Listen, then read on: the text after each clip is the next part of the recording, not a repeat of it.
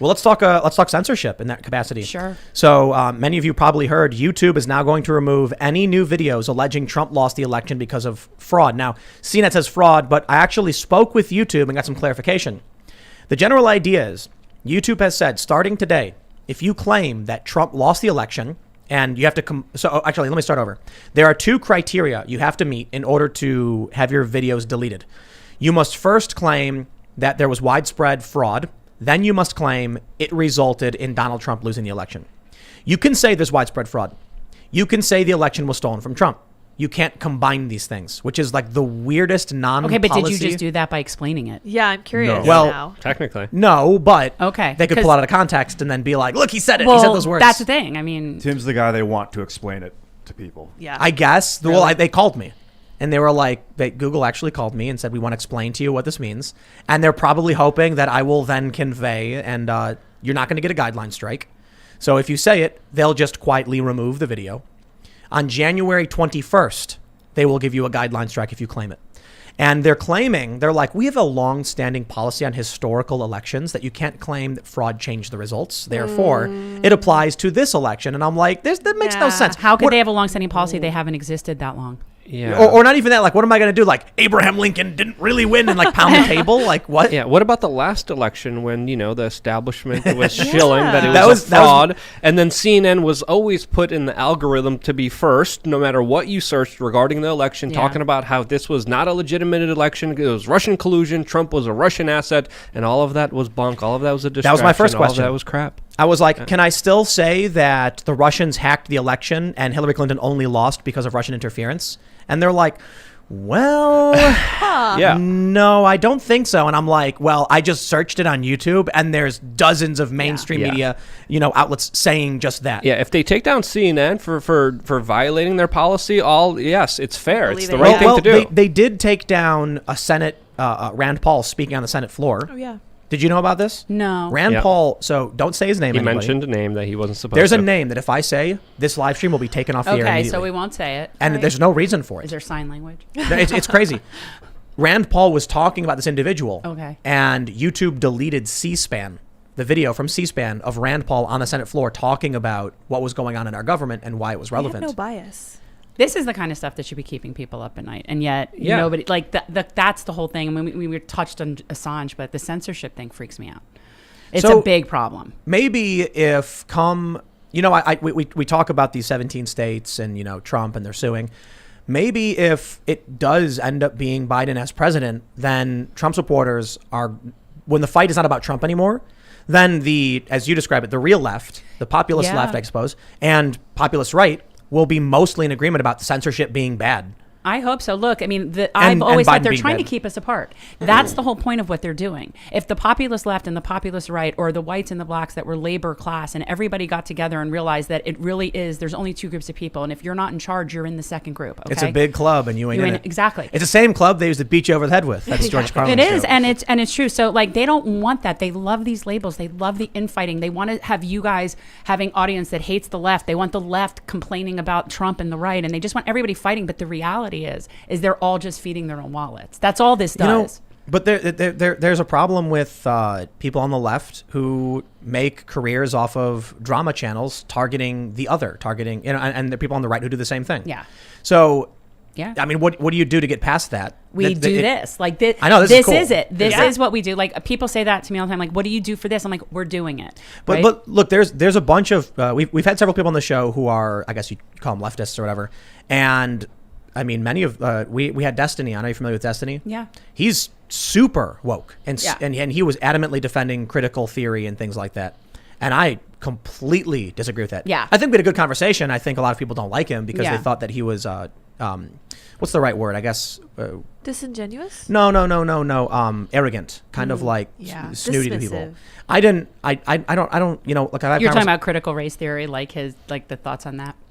So yeah, we briefly discussed critical race theory before the show started, and he's very much in favor of it. Yeah. But he says he's on the left. Well, the left called the DSA called him a Nazi recently. So you mentioned the left fighting themselves. Well, no, You're we eat our correct. own. We eat our own. I can't, but I do believe that that's all by design.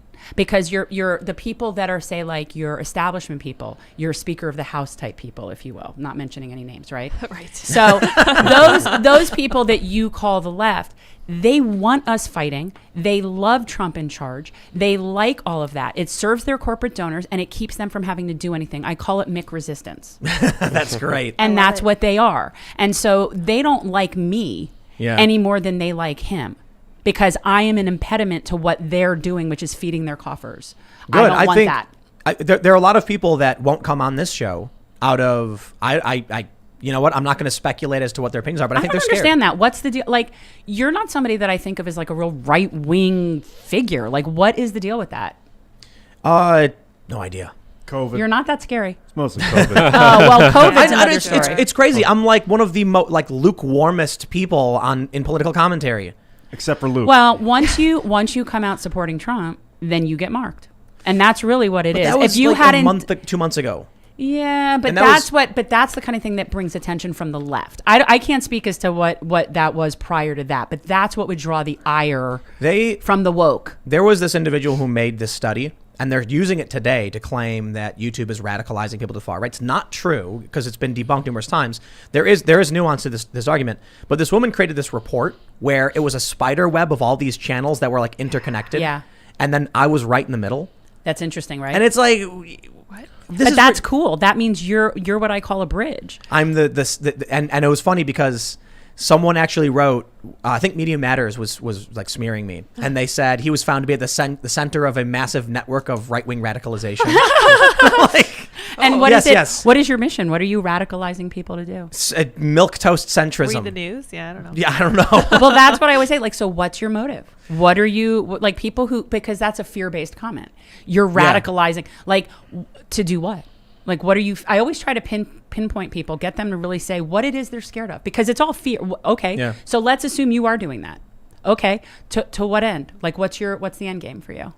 For me? No, I mean, like, that. Not like, when you actually. accuse somebody of being like, so it's just this. They want you to hate. Incendiary language, right? But based on what result? Like, what are you worried about? They don't want people watching shows like this, where we can have someone like you on, right, rag on Hillary Clinton. Yeah. Oh, well, and then people are like, and the truth is, the people that will be on me for that, they already hate me anyway. Yeah. Once you have an open mind, once you stop toting the establishment line, you are a threat to them. Correct. And this is important to point out here, because anyone who's willing to have a conversation, anyone who's willing to discuss different ideas, that's not what they want. They want regurgitators. They want repeaters. They want good little prostitutes that will say whatever the establishment wants to say. The horse stream media is a big system that benefits off of people's ignorance. A lot of elites, a lot of powerful people make a lot of money, get a lot of power from the ignorance of other individuals. And if you fight that with open-mindedness, they will go after you like you don't know what's going on here. And going back to this topic of censorship, this is important.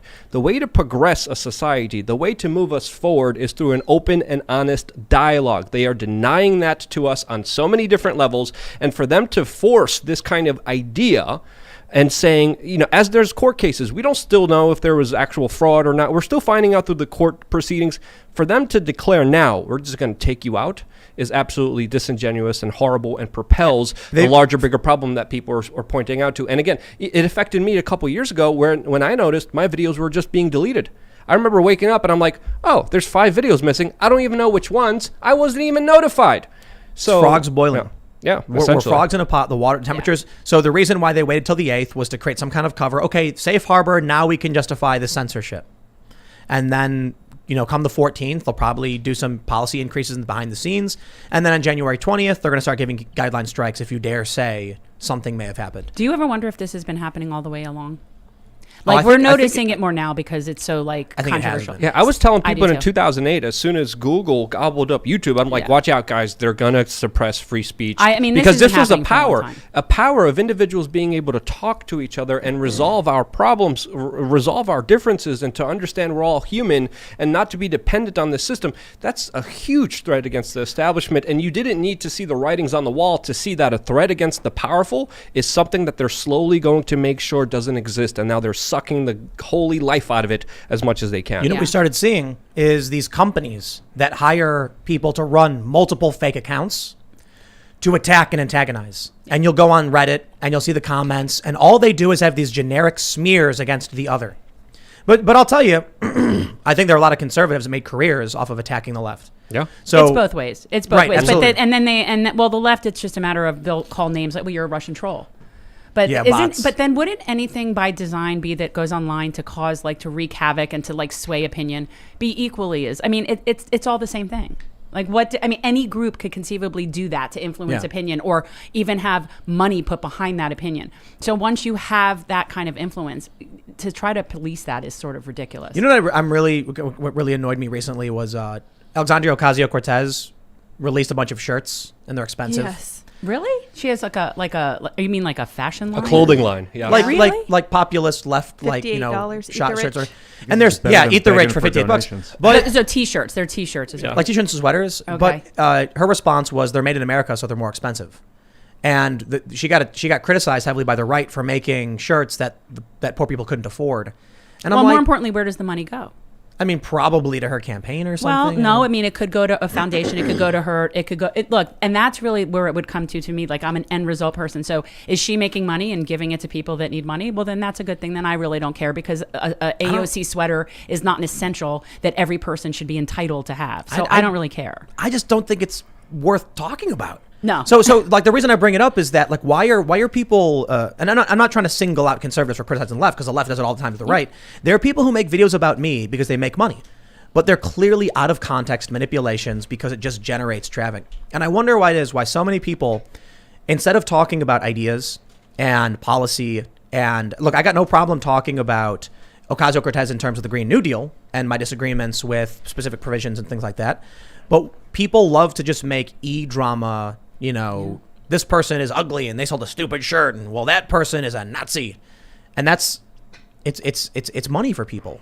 But it diminishes their credibility because these are not valid arguments. It's the same thing about the left critiquing Trump for nasty tweets. If you want to come with a criticism, it should have substance to it. So there are definitely things that one would want to criticize AOC. I generally don't, but her selling shirts would it wouldn't make my list. Right. There's just so much that I see. Actually, that's a big weakness the right needs to get past too. It's petty. The right and the left should absolutely. It's petty. It's boring. There are a bunch of boring. lefty YouTubers, and I see the stuff they produce, and I see how they hit a wall and they can't grow their channels, and I'm like, bro, you make videos talking about YouTubers, criticizing this guy for being right wing or whatever, and then making fun of him. Make content about the politicians. Criticize the politicians you don't like and the policies they're enacting. Stop wasting your time on, e-drama, stuff like that. We need to actually, I think everybody on YouTube, we might disagree on hard policy in many ways, but I think most of the people on YouTube disagree with the establishment and this crony machine that has kept out actual leaders. Yeah. How many let me ask you your opinion, because if you ask me how many people in Congress do I think actually represent the people, I'd probably say like 3 maybe. How many do you think? Definitely less than 10. I don't know the exact number. I will tell you this is interesting though, because the Progressive Caucus has like over 100 members in it in Congress, right? And it turns out you pay to be in the Progressive Caucus. So it's like $4,000 or whatever it is. And so there is an inordinate amount of people then that I'm curious that I would love to ask them. So I see that you consider yourself a progressive. How come you've never called Medicare for All for a floor vote? Like, where have you been on that? Why are you not doing that? I guess you're not really progressive. You just paid to be called one. So the amount of actual people, I mean, and I could, like, my favorite person is Katie Porter. I'm a Katie Porter fan. Nobody sticks it to the corporate criminals as the way she does. But I don't know, handful of people that are legitimately representing constituents and not corporate donors. I like Rand I say Paul. 0. Rand Paul. Debatable. You don't I don't like like politicians. You heard me I describe know. politicians. I know. Politicians are big buttocks. All of them are filled with certain stuff. Some are But filled with I- less. Some are filled true. with more. Let's just be honest. Even here. us as citizens, Ron Paul? we're all sucking on this program where the Federal Reserve's giving us fiat currency. There's slave labor overseas that make our iPhones. Like our chocolate comes from like child slaves, human trafficking. We're in this system, And we complain about it. Some of us do, rightfully so, but we're still part of it. These clothing were built in like factories in China. Well, people are trying to change that. Thanks for checking out this clip from the Timcast IRL podcast. We do the show live Monday through Friday at 8 p.m. So come back to check us out when we go live. Don't forget to subscribe, hit the like button, hit the notification bell, and we are also available on all podcast platforms for free if you want to listen to us there. Thanks for hanging out, and we will see you all next time.